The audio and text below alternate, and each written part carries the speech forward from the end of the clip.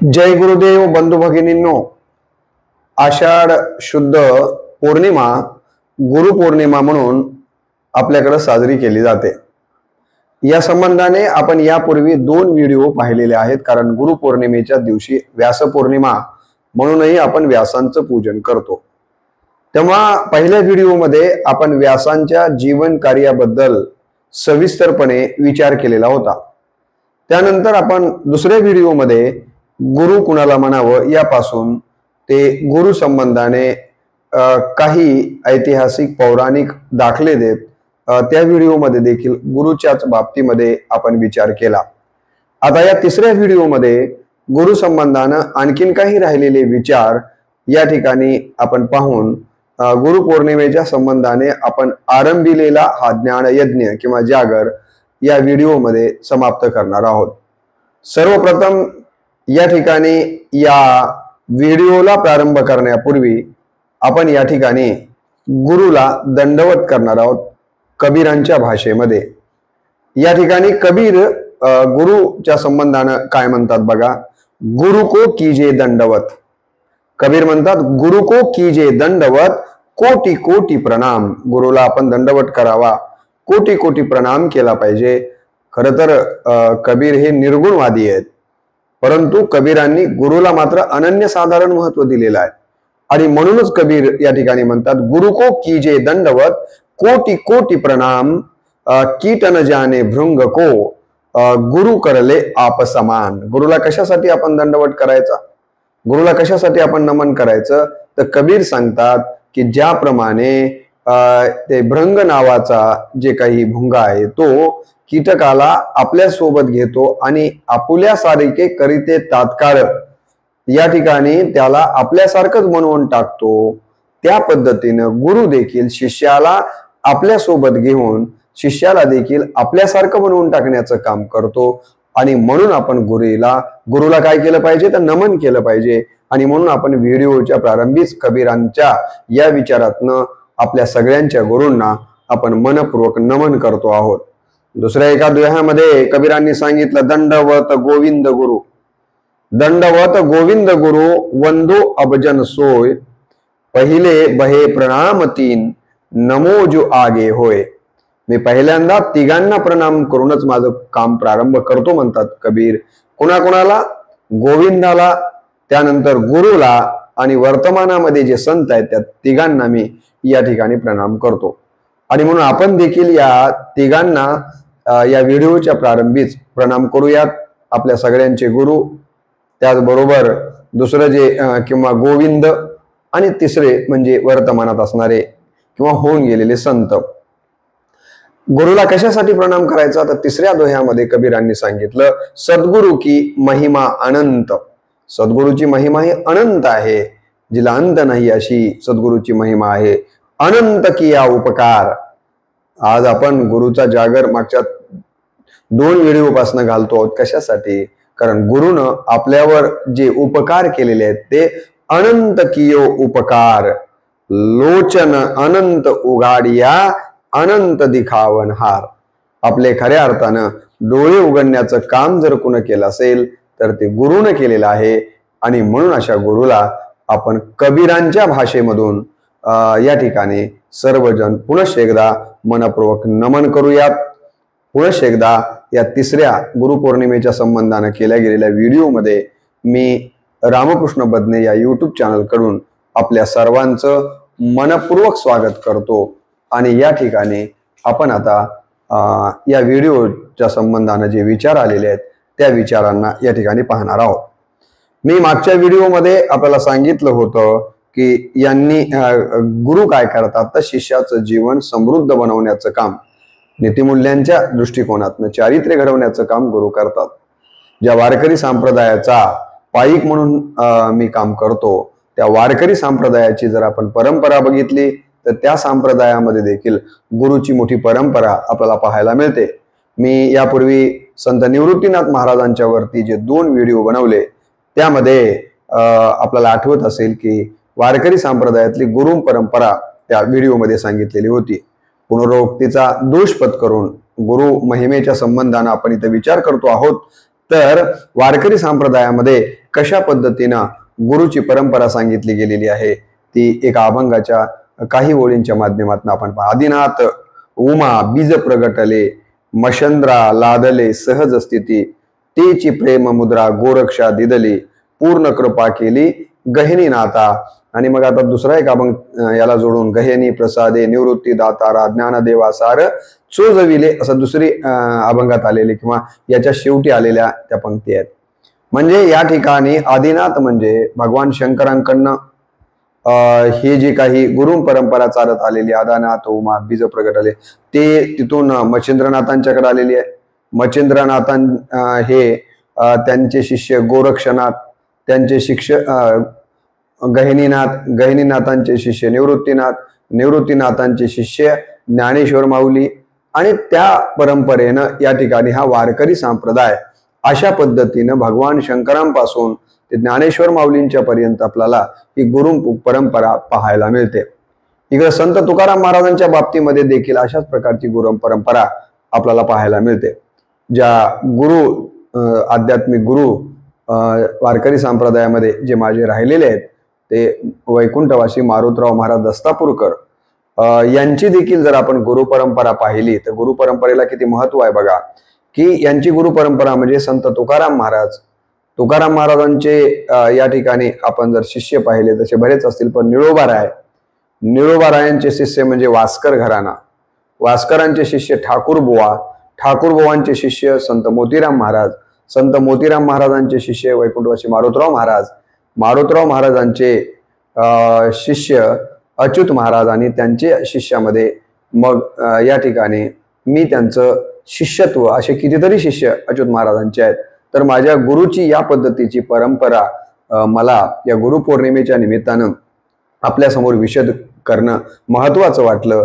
आणि म्हणून मागच्या व्हिडिओमध्ये माझे गुरुवर्य वैकुंठवासी मारुतराव महाराज दस्तापूरकर यांच्यावरती 2 व्हिडिओ त्यांच्या जीवनचरित्रावरती बनवले, त्यामध्ये देखील ही गुरु परंपरा आपल्यासमोर मी मांडलेलीच आहे. तर अशा पद्धतीनं ही गुरु परंपरा आपल्याला पाहायला मिळते. संत तुकाराम महाराजांचे गुरु देखील आपण बघितले तर बाबाजी चैतन्य. आपल्याला माहिती आहे की गंगेच्या स्नानाला जात असताना त्यांना स्वप्नामध्ये येऊन बाबाजी चैतन्यांनी कशा प्रकारचा उपदेश केलेला आहे, गुरुमंत्र दिलेला आहे. तर तुकाराम महाराजांचे गुरु बाबाजी चैतन्य आहेत, कबीरांचे गुरु रामानंद आहेत. तर अशा पद्धतीनं प्रत्येक ठिकाणी आपल्याला गुरु आणि शिष्याची परंपरा या ठिकाणी पाहायला निश्चितपणे मिळते. आपल्याला माहिती आहे की गुरुशिवाय आपला उद्धार होऊ शकत नाही.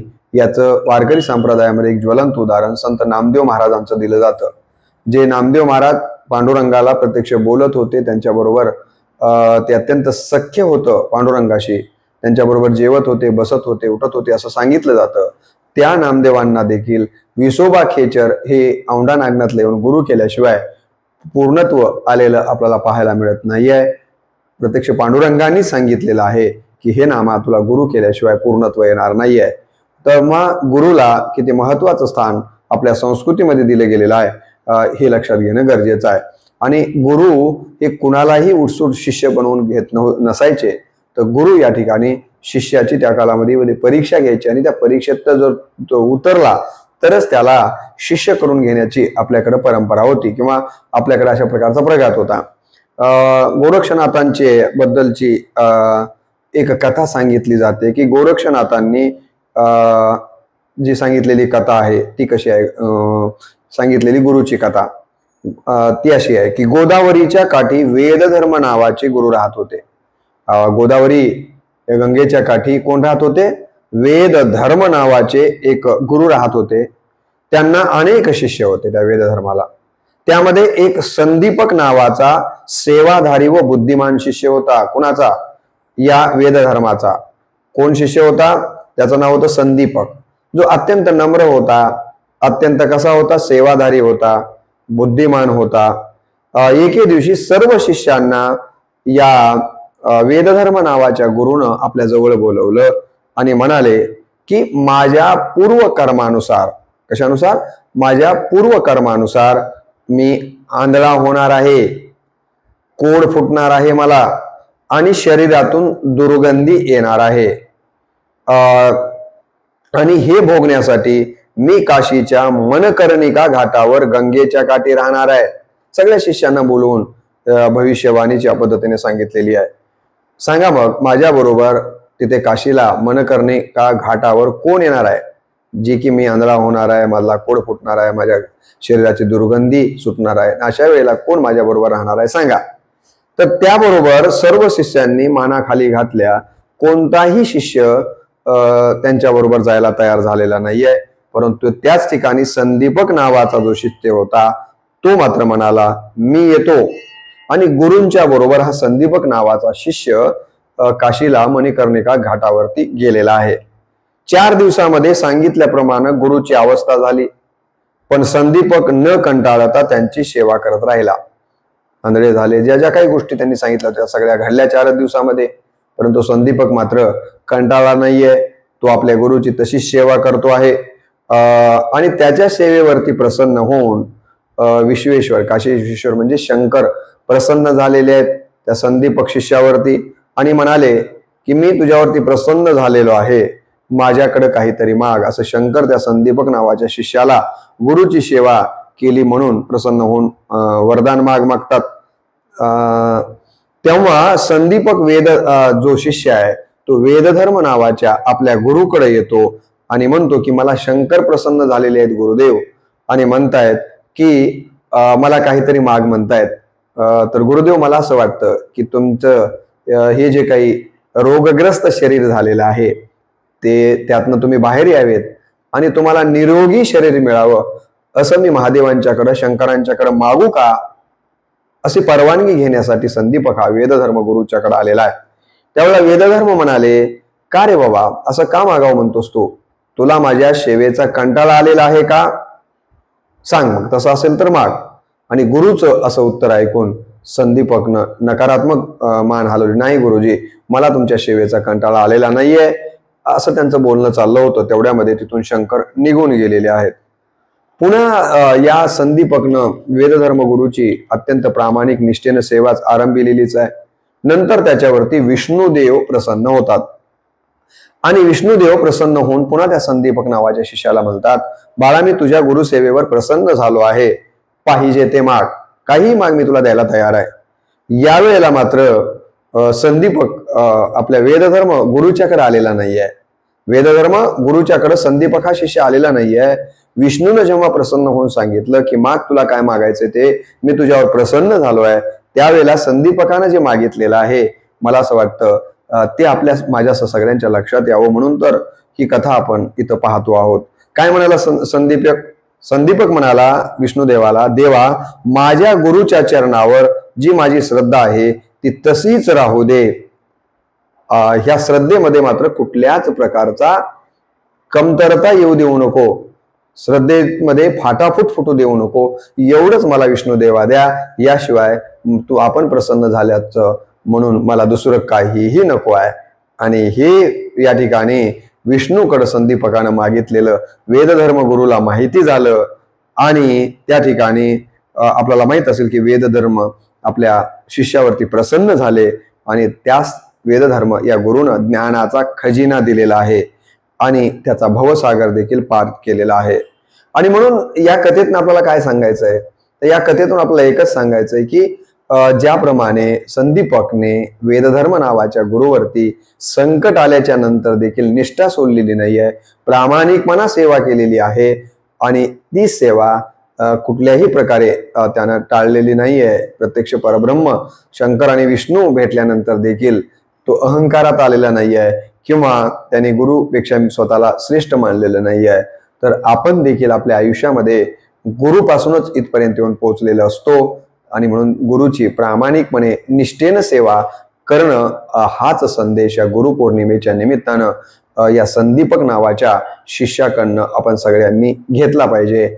आणि असा जर संदेश आपण घेऊन काम केलं तर वेदधर्म जसे संदीपकावर खुश झाले आणि आपलं सगळं काही त्याला देऊन टाकलं, तसं गुरु आपण न मागता सर्व काही आपल्याला देऊन टाकू शकतात. सर्व काही म्हणजे भौतिक नाही तर आध्यात्मिक असेल, आत्मिक जे ज्ञान आहे, सद्गुणांचा जो त्यांच्याकडे ज्ञानाचा जो संचय आहे तो आपल्या प्रिय शिष्याला ते दिल्याशिवाय राहत नाहीये. आणि म्हणून ही कथा आपण सतत स्मरणात ठेवून त्या पद्धतीने आचरण करण्याचा प्रयत्न केला पाहिजे. तसं तर अलीकडच्या काळामध्ये गुरुच्या बाबतीमध्ये आपण पाहतो की शालेय जीवनामध्ये, महाविद्यालयात जीवनामध्ये येणारे गुरुचा एक वर्ग आपल्याला पाहायला मिळतो. अलीकडे ट्युशनचा एक मोठा पेव फुटलेला आहे, त्यामधले देखील आपल्याला काही गुरु पाहायला मिळतात. आणि आध्यात्मिक क्षेत्रातल्या गुरुबद्दल तर आपण मागील एक दोन मागच्या व्हिडिओमध्ये प्रकर्षानं त्याविषयीचा विचार केलेलाच आहे. खरं तर आपल्या आयुष्यामध्ये जर आपण तसं पाहिलं तर आपले पहिले गुरु कोण, तर आपले आई वडील, माता पिता हेच आपले खऱ्या अर्थानं आपल्या आयुष्यातले पहिले गुरु असतात. आणि म्हणूनच साने गुरुजींनी श्यामच्या आईमध्ये आपल्या आईलाच खऱ्या अर्थानं गुरु मानलेला आहे. आईलाच ईश्वरत्वाचा दर्जा देखील त्यांनी दिलेला आहे. साने गुरुजी म्हणतात ना, आई माझा गुरु, आई कल्पतरू, सुखाचा सागरू आई माझी, किंवा सौख्याचा सागरू आई माझी. साने गुरुजींनी कल्पतरू आईलाच मानलं, गुरुही आपल्या आईलाच मानलेला आहे. विनोबा भावे देखील आपल्या आईला अत्यंत महत्वाचं स्थान देत होते. जगातली बरीच मंडळी ही आपल्या आईलाच पहिला गुरु मानतात, वडिलांना गुरु मानतात. कारण एक गोष्ट आपण लक्षात घेतली पाहिजे की लहानपणी आपल्या आईच्या मांडीवर केले गेलेले संस्कार हे नंतर जगातल्या कुठल्याही विद्यापीठामध्ये केले गेलेल्या संस्कारापेक्षा महत्वाचे असतात. आणि म्हणून आईची मांडी हे मुलासाठी पहिलं विद्यापीठ असतं, आईची मांडी हे मुलासाठी पहिलं संस्कारपीठ असतं. आणि म्हणून आपल्यासाठी सगळ्यात पहिला जर गुरु कोण असेल तर ती आई आहे. आणि म्हणून आपल्या संस्कृतीमध्ये मातृदेवो भव, आपला दुसरा गुरु जर कोण असेल तर तो आपले वडील आहेत. आणि म्हणून दुसरे स्थान आपल्याकडे पितृदेवो भव असं दिलं गेलेलं आहे. आणि तिसऱ्या स्थानी आपल्याला गुरु आचार्य देवो भव असं म्हटलेलं आहे. आणि म्हणून आपल्या आईला आणि वडिलांना गुरु म्हणून आपल्या आयुष्यामध्ये कधीच विसरायचं नाही आहे. पूर्वी आई आपल्याला माहित असेल की बाळाला झोप येत नसते त्यावेळेला ती म्हणायची की निंबोनीच्या झाडा मागे चंद्र झोपला ग बाई, आज माझ्या पाडसाला झोप का ग येत नाही, निंबोनीच्या झाडा मागे. गाई झोपल्या गोट्यात घरट्यात चिवताई, परसात वेलीवरी झोपल्या ग जाई जुई, मीठ पापण्या डोळ्यांच्या, ओ मीठ पापण्या डोळ्यांच्या, गाते तुला मी अंगाई, आज माझ्या पाडसाला झोप का ग येत नाही, निंबोनीच्या झाडा मागे. म्हणजे आई लहान असतानाच त्या बाळावरती वृक्ष संवर्धन केलं पाहिजे. चिवताई असेल, काऊताई असेल, मणिम्याऊ असेल, कुत्तू असेल, या सगळ्यांना आपण जीव लावला पाहिजे. आणि सगळ्या प्राणी मात्रांच्या वरती आपण प्रेम केलं पाहिजे. हा संस्कार कोण करतं तर मला असं वाटतं पहिल्यांदा आपल्यावरती आई करते. आणि म्हणून अलीकडं आईवर गेलाय म्हणण्यापेक्षा टीव्हीवर गेलाय म्हणायची वेळ आलेली आहे. कारण मुलगा आईच्या सान्निध्यामध्ये कमी टीव्हीच्या आणि मोबाईलच्या सान्निध्यामध्ये जास्त जातो आहे. तेव्हा गुरुपौर्णिमेच्या निमित्तानं आपल्या आयुष्यातली प्रथम आई जी गुरु आहे तिनं, आणि वडील जे दुसरे गुरु आहेत त्यांनी आपला मुलगा आपल्या हाताबाहेर जाणार नाहीये याची काळजी निश्चितपणे घेतली पाहिजे असं मला या निमित्तानं सांगितलं पाहिजे. मला देखील माझ्या आईची आठवण, माझी पहिली गुरु म्हणून माझी आई, तिची आठवण होते की खरोखरच आई गुरु म्हणून आपल्याला कशा पद्धतीनं घडवते. मी 8व्या वर्गामध्ये शिकायला होतो. एके दिवशी घरी अभ्यास करत बसलो होतो. अभ्यास करता करता लाईट गेली. लाईट गेल्याबरोबर माझ्या आईनं दिवा लावून आणला. माझ्या डोक्यावरून आणि तोंडावरून हात फिरवला आणि माझी आई म्हणाली, बघ बाळा, दिव्याच्या उजेडावर अभ्यास कर, शिक आणि शिकून तुझी या दिव्यासारखी उजेड पडू दे. मी त्या दिव्याच्या म्हणजे चिमणीच्या, त्याला चिमणी म्हणतात, त्या दिव्याच्या उजेडावरती अभ्यास करतोय ना करतोय तेवढ्यामध्ये 1-1.5 घंट्यानंतर पुन्हा लाईट आली. लाईट आल्याबरोबर माझी आई माझ्या जवळ आली. तिनं माझ्या तोंडावरून आणि पाठीवरून हात फिरवला, डोक्यावरून हात फिरवला आणि माझी माय म्हणाली, बघ बाळा, शिकलेल्या माणसाचा उजेड या लाईटीच्या बल्बासारखा पडतंय आणि नाही शिकलेल्या माणसाचा उजेड या दिव्यासारखाच राहतंय. तेव्हा बाळा तू शिक आणि शिकून मोठा हो आणि तुझा देखील या लाईटीसारखा भरपूर उजेड पडू दे. माझ्या आईनं 8व्या वर्गामध्ये जो मला शिक्षणाचा मंत्र दिला त्या मंत्रानं आपल्याला माहित असेल की प्रोफेसर ही शिक्षण क्षेत्रातली सगळ्यात मोठी पदवी नव्हे, सिनियर महाविद्यालयाला प्राचार्य गाईड झालो, ज्यामध्ये 7 ते 8 विद्यार्थी माझ्याकडं डॉक्टरेट झाले. इथपर्यंत मला जो प्रवास करता आला त्याचं खरं कारण माझ्या आईनं 8व्या वर्गात जो मला शिक्षणाचा मंत्र दिला होता त्या मंत्रानं इथपर्यंत आणून सोडलं. आणि म्हणून खऱ्या अर्थानं आई माझा गुरु असं जे साने गुरुजी म्हटलेले आहेत, ती गोष्ट या गुरुपौर्णिमेच्या निमित्तानं आपण सर्वांनी लक्षात घेतली पाहिजे. मला आठवतं माझे वडील हे खऱ्या अर्थानं गुरु राहिलेले आहेत. कारण पहिल्यांदा मी शाळेमध्ये जायला तयार नव्हतो, मी रडायला लागलो, तेव्हा माझ्या वडिलांनी कलतानी पोट्यामध्ये घालून मला मारलं होतं. ओठ तुटला होता, परंतु माझ्या वडिलांची इच्छा होती की यानं शिकलं पाहिजे, शिक्षणापासून दूर जाता कामा नये.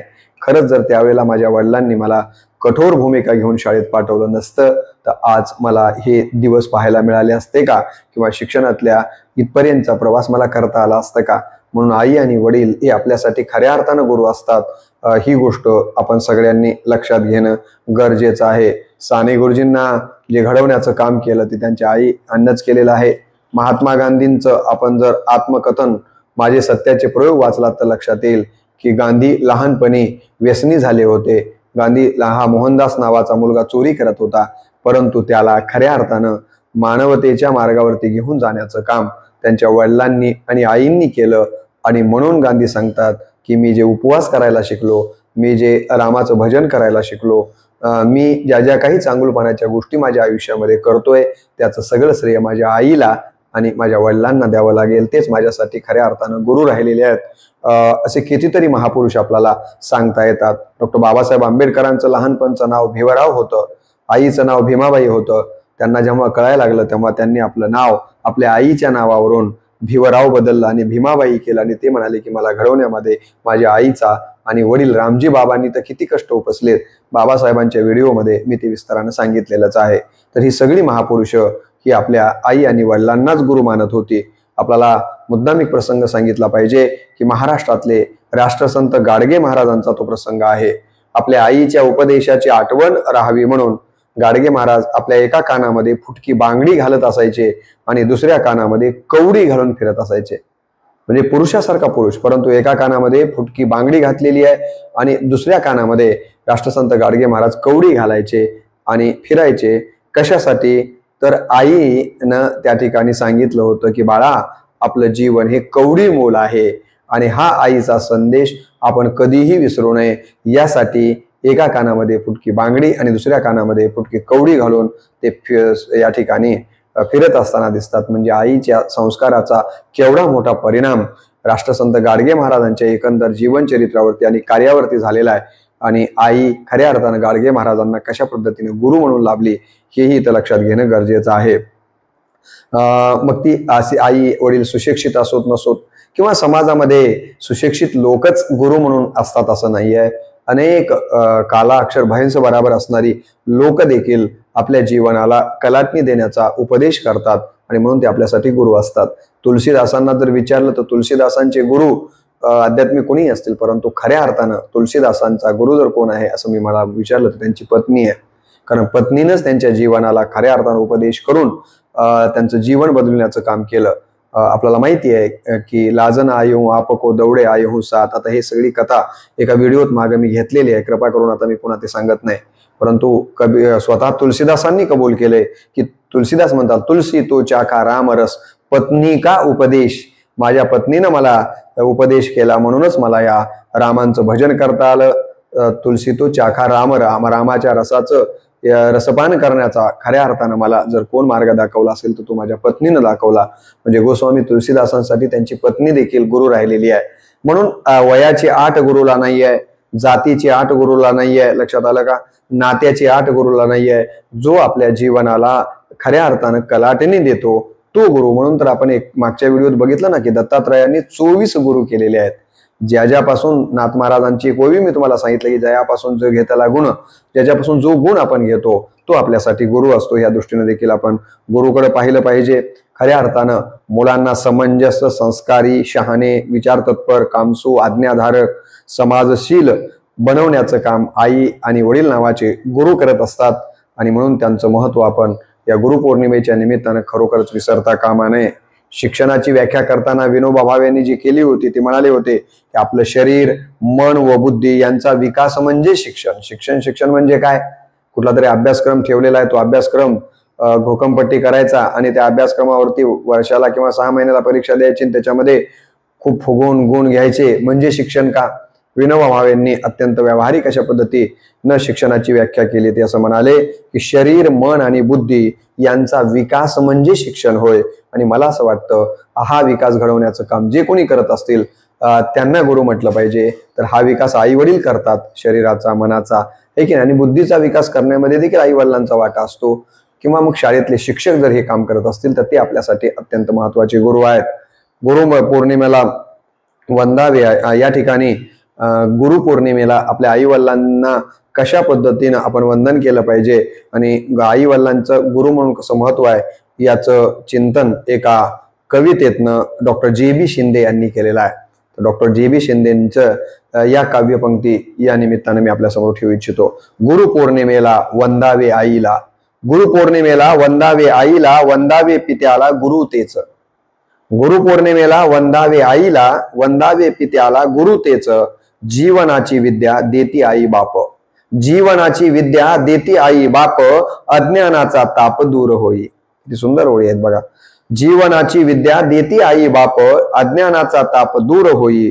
बाळाला वळण लावण्या झटती, बाळाला वळण लावण्या झटती. रक्त आटविती पुण्यात्मेते, रक्त आटविती पुण्यात्मेते. ज्ञान अहोरात्र शिक्षक जे देती, ज्ञान अहोरात्र शिक्षक जे देती. करा त्यांची भक्ती आदराने, करा त्यांची भक्ती आदराने. आद्य गुरु माता, आद्य गुरु पिता. आपले आद्य गुरु कोण आहेत? आद्य गुरु माता, आद्य गुरु पिता. पायावरी माता ठेवा त्यांच्या, पायावरी माता ठेवा त्यांच्या. अशा प्रकारे डॉक्टर जे.बी. शिंदे सर हे आद्य गुरु जर कोण असतील तर आई आणि वडील आहे असं सांगतात, आणि ते अगदी खरं म्हणून आपण तसंच आचरण करणं गरजेचं आहे. पौरात्य जग असो वा पाश्चात्य जग असो, गुरु, शिक्षक, मार्गदर्शक यांना प्रत्येक ठिकाणी असाधारण महत्व विशेषतः विद्येच्या क्षेत्रामध्ये दिलं गेलेलं आहे. आणि या विद्येच्या क्षेत्रामध्ये ज्यांनी ज्यांनी आपल्याला ज्ञानमार्ग दाखवला ते खऱ्या अर्थानं आयुष्यभरासाठी आपल्यासाठी अत्यंत त्यांचं ऋण आहे. त्यांची कृतज्ञता आपण एका दिवसानं फेडण्याचा प्रयत्न केला तरी ती फिटेल असं मला वाटत नाहीये. टागोर, साने गुरुजी, राधाकृष्णन यासारखे एकाहून एक सरस गुरुजी शिक्षण क्षेत्रामध्ये आपल्याला पाहायला मिळालेत. आपण आध्यात्मिक गुरूंच्या बद्दल पाहिलं, परंतु शिक्षण क्षेत्रामध्ये जर आपण बघितलं तर रवींद्रनाथ टागोरांसारखे, साने गुरुजींसारखे, राधाकृष्णनांसारखे आदर्श गुरु इथं झालेले आपल्याला पाहायला मिळतात.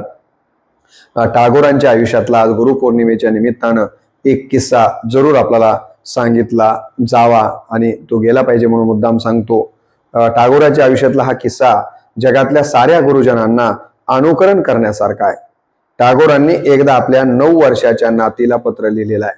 आपली 9 वर्षाची नात आहे आणि त्या नातीला त्यांनी पत्र लिहिलं. काय पत्र होतं बघा. पत्राचा मायना असा होता की बेटा, मी लहानसं पत्र लिहिलं म्हणून रागावू नकोस. नातीला म्हणतायत ते, बेटा मी लहानसं पत्र लिहिलं म्हणून रागावू नकोस, कारण मी ऑफ पिरियड मध्ये पत्र लिहितो आहे. कारण मी ऑफ पिरियड मध्ये पत्र लिहितो आहे.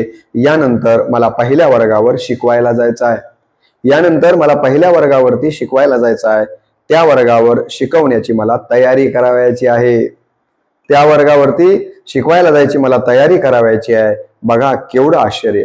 नोबल पारितोषिक विजेता कवी म्हणतो की मला पहिल्या वर्गावर शिकवायची तयारी करायची आहे. केवढी आपल्या कार्याप्रती उदात्त निष्ठा ही टागोरांच्याकडे आहे. मला वाटतं आपण गुरु म्हणून जर शिक्षण क्षेत्रामध्ये काम करत असू तर यापैकी काही निष्ठा आपल्याला आपल्या आयुष्यामध्ये उतरविता येईल का, हे चिंतन देखील आजच्या दिवशी करणं गरजेचं आहे. 5 सप्टेंबरला आपण राधाकृष्णनांची जयंती शिक्षक दिन म्हणून साजरी करतो. त्यांचंही एक उदाहरण या गुरुपौर्णिमेच्या निमित्तानं देण्याचा मोह होतो आहे. सर्वपल्ली राधाकृष्णन जेव्हा शिक्षक होते तेव्हा त्यांची एका गावाहून दुसऱ्या ठिकाणी नेमणूक झाली. सकाळी 7 वाजता स्टेशनवर सोडण्यासाठी म्हणून त्यांचे विद्यार्थी आलेले आहेत रेल्वे स्टेशनला. काय आपलं असेल विद्यार्थ्यांनी त्यांना सोडायला. आणि जेव्हा हे विद्यार्थी राधाकृष्णांना स्टेशनवर सोडायला आले तर या विद्यार्थ्यांनी काय आणलं असेल या ठिकाणी राधाकृष्णांना सोडण्यासाठी. बघा, विद्यार्थ्यांनी एक रथ आणला होता. आणि त्या रथात घोड्यांच्या जागी स्वतःला जुंपून घेतलं होतं आणि स्वतः घोड्यासारखा रथ ओढत आपल्या गुरुजींना ते स्टेशन पर्यंत घेऊन आले होते. धन्य ते गुरु आणि धन्य त्यांचे शिष्य. अशी ही आपल्याकडं शिक्षण क्षेत्रामध्ये देखील गुरु शिष्यांची एक आदर्शवत परंपरा राहिलेली आहे. अखत कहाणी सद्गुणांची या ठिकाणी मनोज बोरगावकर यांच्या या पुस्तकामध्ये त्यांनी मूर्ख गुरु आणि शिष्याच्या बद्दलची एक गोष्ट सांगितलेली आहे. त्याच्याबद्दल मला इथं विस्तारानं सांगायचं होतं, परंतु आता व्हिडिओचा विस्तार होतोय. एवढाच उल्लेख या ठिकाणी करतो की त्यांनी सुंदर अशा प्रकारचे 2 उदाहरणं त्या पुस्तकामध्ये दिलेले आहेत. खरं तर गुरुला आपल्याकडं रातराणीचा ड्रायव्हर म्हटलं जातं. ज्याप्रमाणे रातराणी ही चाललेली असते बस आणि त्या रातराणी बसमध्ये सगळे झोपी जातात, पण ड्रायव्हरला झोपता येत नाहीये, कारण सगळे ड्रायव्हरच्या विश्वासावरती झोपलेले असतात. ड्रायव्हर जर म्हणाला रातराणीचा की सगळे झोपलेत, मी कशाला जागू, तर मग मात्र बस खड्ड्यात पडू शकते आणि त्याच्या जीवावर असणाऱ्या सगळ्यांचं नुकसान होऊ शकतं. म्हणून इतर कुठल्याही क्षेत्रातली माणसं चुकली तरी हरकत नाही, परंतु गुरु या क्षेत्रामध्ये काम करणारा जो कोणी असेल त्यानं चुकता कामा नये. त्यानं जर चुकला तर मग अनंत पिढ्याची बर्बादी होऊ शकते. म्हणून गुरुला रातराणीचा ड्रायव्हर म्हटलेला आहे. नौकेला जहाजाला जसं होका यंत्र असतं जे योग्य दिशा देण्याचं काम करतं, तसे गुरु देखील या मानवी जीवनाला होका यंत्राच्या माध्यमातून काय करतात तर दिशा देण्याचं काम करतात. गुरुला तीर्थंकर देखील म्हणतात. तीर्थंकर म्हणजे नावाडी. ज्याप्रमाणे नावाडी एका तीरावरून दुसऱ्या तीरावरती आपल्याला माहिती आहे की व्यक्तीला घेऊन जाण्याचं काम करतो, तसंच तीर्थंकर देखील अज्ञानरूपी तीरावरून ज्ञानरूपी तीरावर, अविवेकरूपी तीरावरून विवेकरूपी तीरावरती, दारिद्र्य रूपी तीरावरून संपन्नता रूपी तीरावरती घेऊन जाण्याचं काम करतो. आणि म्हणून गुरुला तीर्थंकर देखील आपल्याला म्हणता येईल. 3 लोक 9 खंड में गुरु ते बडा न कोई. 3 लोक 9 खंड गुरु ते बडा न कोई. करता करे न सके गुरु करे सो होई, असं कबीरांनी म्हटलेलं आहे. या 3 लोकांमध्ये आणि 9 खंडामध्ये गुरुपेक्षा या जगामध्ये दुसरं कोणी बडा, गुरु ते बडा न कोई, गुरुपेक्षा अन्य कोणीही मोठा नाही आहे. जो काही गुरु करू शकतं ते जगात कोणीच करू शकत नाहीये. इतकी मोठी गुरुची ताकद असल्याचं या ठिकाणी स्वतः कबीरांनी या दोह्यातनं आपल्या समोर मांडलेलं आहे. डॉक्टर बाबासाहेब आंबेडकरांनी देखील आपल्या आयुष्यामध्ये, आपल्याला माहित असेल की तथागत गौतम बुद्ध असतील, महात्मा फुले असतील, महात्मा कबीर यांच्यासारख्यांना आपल्या आयुष्यामध्ये गुरु मानलेला आहे. म्हणून पुरोगामी या महाराष्ट्रामध्ये गुरु शिष्याची परंपरा राहिलेली आपल्याला पाहायला मिळते. शीख धर्म जर आपण अभ्यासला असेल, ज्या नांदेड शहरामध्ये मी राहतो त्या नांदेड शहरामध्ये आपल्याला माहिती आहे गुरु गोविंद सिंहांच्या निमित्तानं शीख धर्म आणि त्यांचे अनुयायी मोठ्या प्रमाणावर आहेत. तर या शीख धर्मामध्ये ग्रंथांनाच गुरु मानलं गेलेलं आहे आणि अनेक असे संप्रदाय, अनेक असे आपले धर्म पाहायला मिळतात की जिथे ईश्वराला मानलं गेलेलं नाहीये पण गुरुला मानलं गेलेलं आहे. म्हणून गुरु हा ईश्वरापेक्षाही श्रेष्ठ मानला गेला आहे आणि म्हणून गुरुला आपण कधीच विसरता कामा नये. असं गुरुचं महत्व अनन्यसाधारण आहे. अरिस्टॉटलांचे गुरु, अरिस्टॉटल हे गुरु होते आणि त्यांचे शिष्य सिकंदर होते. त्यांच्याबद्दलची एक कथा सांगितली जाते की अरिस्टॉटल आणि सिकंदर दोघेही निघालेले आहेत. रस्त्यानं पूर आलेला आहे एका ओढ्याला म्हणा, नदीला म्हणा, आणि ही नदी पार करून पलीकडच्या तीरावर जायचं आहे. सिकंदर म्हणतोय की गुरुजी, मी हे पाणी ओलांडता येईल का नाही बघतो, तुम्ही थांबा. आणि गुरु म्हणतात शिष्याला की नाही सिकंदरा, मला जाऊ दे, कारण मी वाहून गेलो तरी हरकत नाही, पण तुझ्यासारखा जगत जेता सिकंदर वाचला पाहिजे. त्यावेळेला सिकंदरानं आपले गुरु अरिस्टॉटलला दिलेलं जे उत्तर आहे ते अत्यंत महत्वाचं आहे. तो असं म्हणतो की गुरुजी, तुम्ही गुरु जगले पाहिजेत, कारण तुम्ही जगलात तर माझ्यासारखे हजारो शिष्य निर्माण होऊ शकतील, परंतु गुरु जर गेले तर मग मात्र माझ्यासारख्या हजारो शिष्यांच्या समोर अंधकार निर्माण होऊ शकतो. म्हणजे या ठिकाणी सिकंदरानं देखील आपल्या गुरुला, जगज्जेता सिकंदरानं किती महत्वाचं स्थान दिलेलं आहे ही कथा आपल्या समोर आल्याशिवाय राहत नाही आहे. आजचं शिक्षण हे मस्तकस्पर्शी आहे, त्याला जीवनस्पर्शी बनवण्याचं काम गुरुच्या माध्यमातून होणं गरजेचं आहे. अलीकडच्या काळामध्ये ट्युशन सर्व मास्तर मरो अशा प्रकारची अत्यंत कोती विचारसरणी वाढत चाललेली आहे. कामापुरता मामा अशा प्रकारचा एक वातावरण येऊ घातलेला आहे. गुरुबद्दलची जी कृतज्ञता आहे ती समाजातनं संपते की काय अशीही चिंता अलीकडे वाटायला लागलेली आहे. आणि शिक्षण क्षेत्रामध्ये असेही गुरु आपण बघतोय की ग्रस्त शिक्षक, त्रस्त शिक्षक, सुस्त शिक्षक, स्वस्थ शिक्षक, मस्त शिक्षक आणि व्यस्त शिक्षक. तर या गुरुपौर्णिमेच्या निमित्तानं आपल्याला व्यस्त शिक्षक कसं होता येईल या दृष्टिकोनातून प्रयत्न करण्याचा विडा माझ्यासह आपण सगळ्यांनी उचलला पाहिजे. आम्हास आम्ही पुन्हा पाहावे काढूनी चष्मा डोळ्यावरचा. खरं तर असे दिवस आपण साजरे करतो ते आत्मपरीक्षण करण्यासाठी, सिंहावलोकन करण्यासाठी असतात.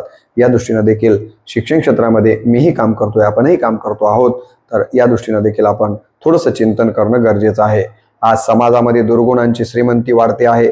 समाज आणि संस्कृतीला वैभव प्राप्त करून देणारे गुण मोडीत निघाले आहेत.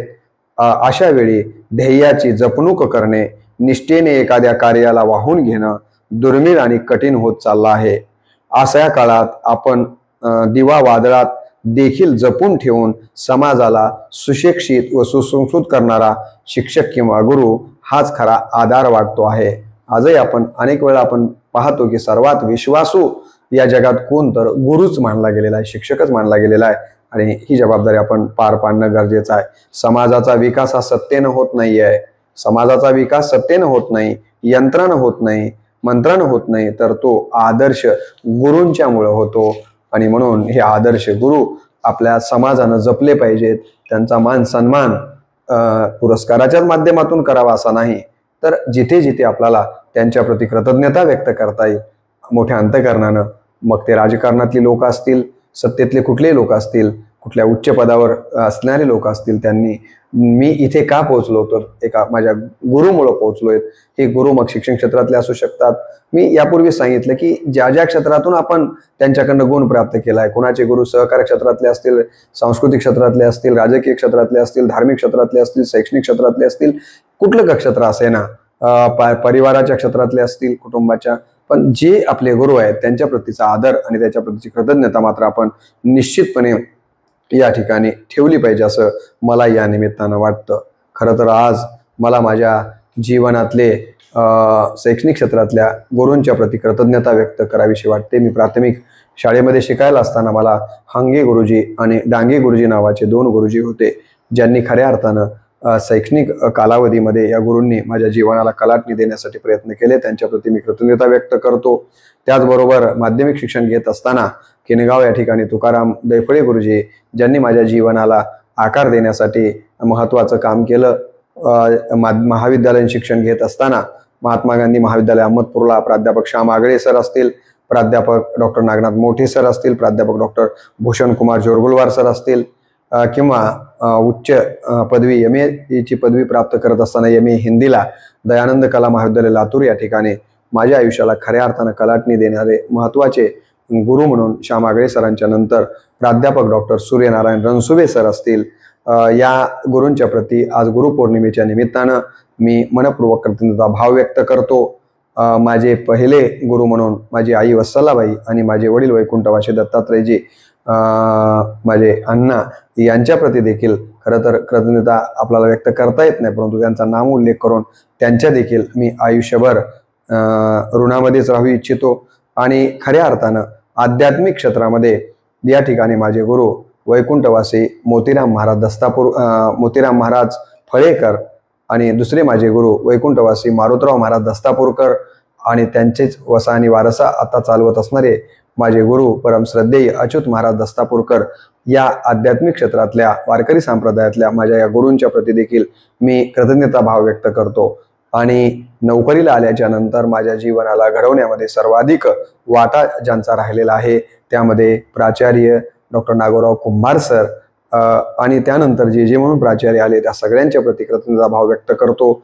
आणि माझे संस्थाचालक कैलासवासी आमदार गोविंदरावजी राठोड साहेब आणि कैलासवासी आमदार किशनरावजी राठोड साहेब यांनी देखील खऱ्या अर्थानं माझ्या जीवनाला दिशा देण्याचं अत्यंत महत्त्वाचं काम केलं. त्याबद्दल त्यांच्या प्रती जितकी काही मी कृतज्ञता व्यक्त करावी तर मला असं वाटतं की माझी काय सांगू मी या संतांचे उपकार मज निरंतर जागविती असं जे संतांनी म्हटलंय त्यापेक्षा मी असं म्हणेन की काय सांगू मी या गुरूंचे उपकार मज निरंतर जागविती, किंवा पुढे असंही म्हटलं की ठेविता हा पायी जीव थोडा, या गुरूंच्या पायावरती आपण जीव जरी ठेवला तरी तो कमी आहे. इतकं आपल्या जीवनाला खऱ्या अर्थानं कलाटणी देण्याचं काम गुरु करतात. आणि म्हणून आपल्या गुरूंच्या प्रतीची कृतज्ञता आपण सगळ्यांनी या दिवशी व्यक्त केली पाहिजे. त्यांच्या प्रती आपल्या अंतःकरणामध्ये निश्चितपणे प्रेम ठेवलं पाहिजे असं मला वाटतं. या गुरुच्या संबंधानं आपल्याला माहिती आहे कुसुमाग्रजांची एक कविता आवर्जून या ठिकाणी घेण्याचा मला मोह होतो. त्यांची कणा नावाची कविता आहे. ती कविता मुद्दाम आज आपण या गुरुपौर्णिमेच्या निमित्तानं आपल्यासमोर ठेवतोय. कुसुमाग्रज म्हणतात, ओळखलं एक शिष्य या ठिकाणी गुरु म्हणून तिथं आलेला आहे, गुरुकडे आलेला आहे. आणि गुरुला तो शिष्य म्हणतोय, ओळखलात सर तुम्ही पावसात आला कोणी, ओळखलात सर तुम्ही पावसात आला कोणी, कपडे होते कर्दमलेले केसावरती पाणी, कपडे होते कर्दमलेले केसावरती पाणी, क्षणभर बसला नंतर हसला, क्षणभर बसला नंतर हसला, बोलला वरती पाहून, क्षणभर बसला नंतर हसला, बोलला वरती पाहून, गंगामाई पाहून आली, गंगामाई पाहुणी आली गेली घरट्यात राहून, गंगामाई पाहुणी आली गेली घरट्यात राहून, माहेर वाशिन पोरी सारखी, माहेर वाशिन पोरी सारखी चार भिंतीत नाचली, माहेर वाशिन पोरी सारखी चार भिंतीत नाचली, मोकळ्या हाती जाईल कशी बायको मात्र वाचली, मोकळ्या हाती जाईल कशी बायको मात्र वाचली, भिंत खचली चूल विजली. इथून पुढे मला फार महत्वाच्या ओळी वाटतात. भिंत खचली चूल विजली होते नव्हते नेले, भिंत खचली चूल विजली होते नव्हते नेले, प्रसाद म्हणून पापण्यांवरती पाणी थोडे ठेवले, प्रसाद म्हणून पापण्यांवरती पाणी थोडे ठेवले, कारभारणीला घेऊन संगे सर आता लढतो आहे, कारभारणीला घेऊन संगे सर आता लढतो आहे, पडकी भिंत बांधतो आहे चिखल गाळ काढतो आहे, पडकी भिंत बांधतो आहे चिखल गाळ काढतो आहे, खिशाकडे हात जातात हसत हसत उठला, खिशाकडे हात जातात हसत हसत उठला, पैसे नकोत सर जरा एकटेपणा वाटला, पैसे नकोत सर जरा एकटेपणा वाटला, मोडून पडला संसार तरी, मोडून पडला संसार तरी मोडला नाही कणा. बघा शिष्य गुरूंना काय म्हणतोय बघा, मोडून पडला संसार तरी मोडला नाही कणा, पाठीवरती हात ठेवून फक्त लढ म्हणा, पाठीवरती हात ठेवून फक्त लढ म्हणा.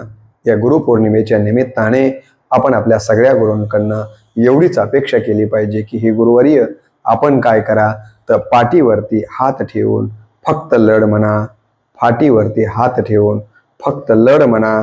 अशा प्रकारे गुरूंकडनं एवढीच नम्र अपेक्षा माझ्यासह आपण सगळ्यांनी करावी.